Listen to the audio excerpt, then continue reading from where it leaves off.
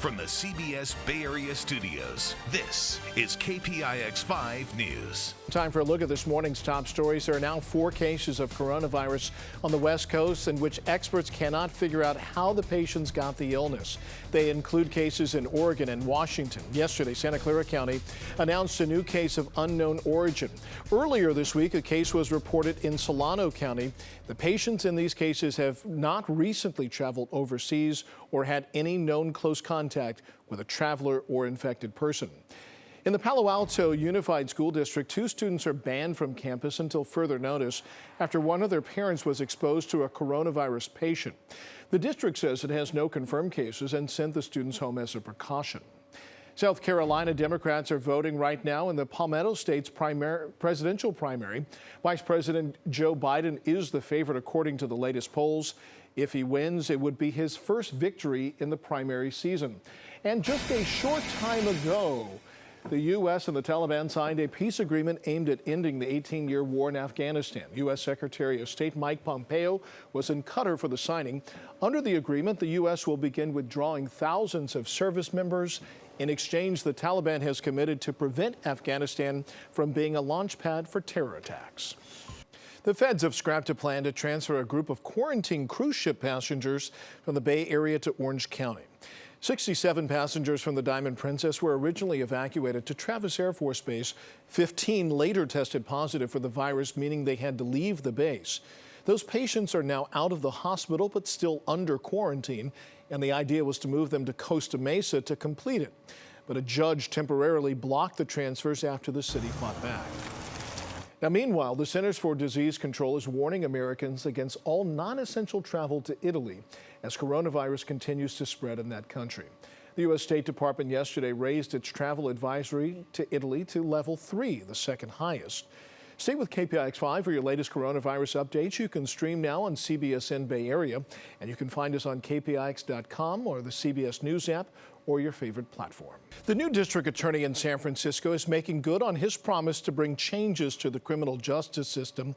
Chesa Boudin says he will not prosecute suspects who are caught with illegal guns and drugs if the discovery happens during an unrelated traffic stop. The DA also won't charge gang enhancements or file under California's 3 strikes law. He says he wants to reduce racial disparities.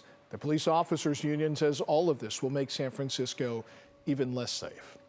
The city attorney of San Francisco has issued 14 subpoenas in connection with a probe into former Public Works Director Mohamed Nuru.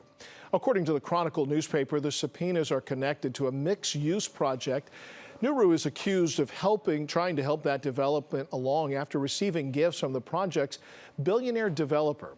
It is one of several alleged schemes that led the FBI to arrest Nuru.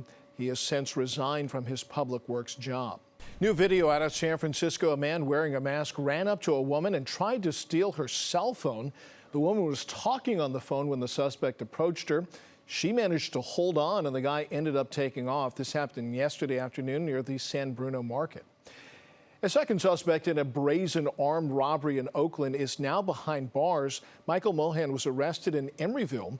Police say he's one of the 2 men in this home video seen grabbing a man at gunpoint as he washed his car in the Diamond District. It happened in broad daylight in the driveway of a home earlier this month.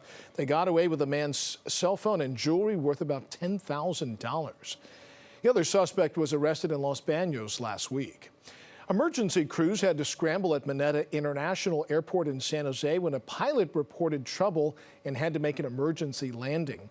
4 people were aboard the Piper Malibu plane that had flown in from Idaho and was supposed to land at Reed Hillview. The pilot reported a problem with the landing gear. The plane circled for several minutes while emergency crews got ready on the ground. The plane eventually made a successful belly landing at SJC.